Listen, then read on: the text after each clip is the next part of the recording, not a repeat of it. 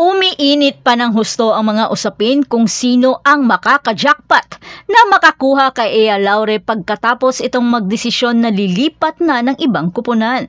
Pero ang tanong, saan kayang kupunan ito lilipat at saan siya mas makakatulong na mapalakas ang isang kupunan? Pero bago pa man ang lahat, kung hindi ka pa nakapag-subscribe, please like and subscribe at pakispike na rin sa bell button para lagi kang updated sa mga volleyball ganap.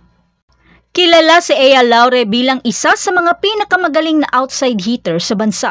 Sa kanyang pagiging mahusay sa pag-atake at pagiging malakas sa depensa ang naging mahalagang bahagi niya sa Cheritigo crossovers. Usap-usapan na nga sa social media ang maaaring paglisa nito sa kupunang Cheritigo. Bagamat hindi pa man siya nagbibigay ng opisyal na pahayag, marami nang nagtatanong kung saan kaya siya mapupunta. At maraming kupunan ang nagnanais makuha ang serbisyo ni Ea. At isa na dyan ang Chocomucho Flying Titans. Lalo na nasabik na rin makita ng mga fans ang muling pagsasanib puwersa nila ng kanyang dating kasamahan sa uste. Walang iba kundi si Cici Rondina at ang kanyang kaibigan na si Dina Wong.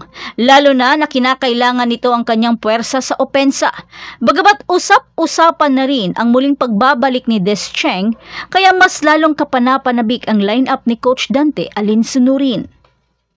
Matapos sa ikasyam na pwesto sa 2024 PVL Reinforced Conference, ang pagkakaroon ni Rondina at Laure sa lineup ay malamang na magpapaangat sa Chocomucho at may tsansang magpabalik sa kanila sa finals. Ang palaging kinakapos naman na Signal HD Spikers, aminin natin na isa ang Signal sa malakas na contender. Kilala sila sa kanilang agresibong laro at patuloy na presensya sa semifinals. Maaari nilang ibigay kay Laure ang plataporma upang mahabol ang mga kampyonato. Ang sistema ng Signal ay umiikot sa isang malakas na presensya sa middle blocker nila. Ngunit ang team ay naghahanap ng isang dynamic na outside hitter upang suportahan ang kanilang balancing opensa. Ang pagiging agresibo at kakayahan sa pag-score ni Laure ay makakatulong sa kanilang rotation na pwedeng makatulong rin upang makamit ang inaasam-asam na titulo.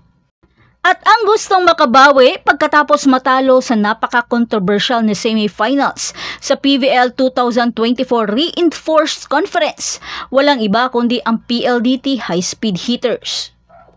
Ang High Speed Hitters ay maaaring maging dark horse sa laban para sa serbisyo ni Laure. Natapos ang PLDT sa ika-4 na pwesto sa 2024 PVL Reinforced Conference at naghahanap ng mga susi na reinforcement upang mapabuti ang kanilang offensive firepower.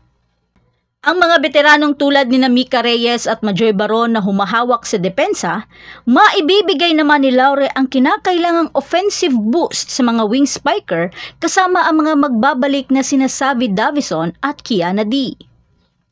Ang kanyang kakayahan na maghatid under pressure ay maaaring kailangan ng PLDT upang sa wakas ay manalo at makabawi at makuha ang PVL crown sa season na ito. Why not naman, di ba? Comeback stronger, ika nga. At bukod sa mga nabanggit, mayroon ding iba pang mga teams na interesado kay Ea Laure, tulad na lamang ng Farm Fresh Foxes at Capital One Solar Spikers. At mayroon na nga ulit na sagap na balita si Mother Lily Yu na mukhang masugid talagang manliligaw nito ang magkapatid na Romero para punan ang nakabakanteng pwesto ni Marina Toshova. Bagamat hindi pa man klaro ang lahat dahil sa clearance na hinihintay galing sa Cheritigo, pero marami pa ang nakikipag-agawan sa serbisyo ni Ea Laure. I wonder kung saan rin napunta ang kapatid niyang si EJ Laure at Buding Doremdes. Ikaw, ano sa tingin mo? Saan kaya mapupunta si Ea Laure na kupunan? Kaya abangan natin ang susunod na mga kaganapan sa PVL. Salamat sa panonood at huwag kalimutan mag-subscribe at mag-like sa ating channel para sa iba pang mga balita at updates sa volleyball.